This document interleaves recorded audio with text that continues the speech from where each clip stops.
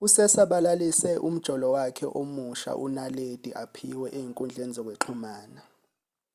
Kwaphinda kwahlanganisa-ke okwenzakalayo. Siyakwamukela kule nkatheko ethake iy'ndaba eziwuchungechunge ezweni. Qinisekisa ukusilandela ngendlela ezokwenza ulandelwe yindathane yey'ndaba esiyiphakayo mihla nemihla.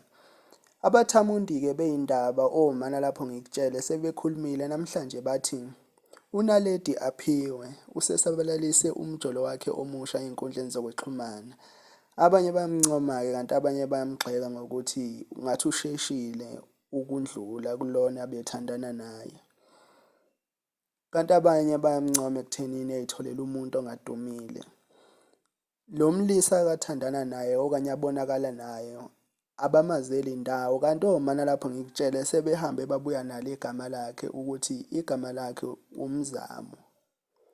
Noma kungaziwa-ke ukuthi namanje usaphusha i-content lena ake ayenza noma welele okanye sekuyindoda yakhe yangempela.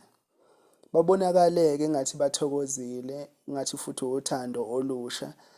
Khona nesithombe lapha beqabulana khona okufakazela khona ukuthi bayathandana. Uthini kumbono wakho ngomjolo kaNaledi omusha? Phinda futhi usilandele uthamele izayo esiza nazo. Siyathemba siyobe sindawonye usumeme nabanye.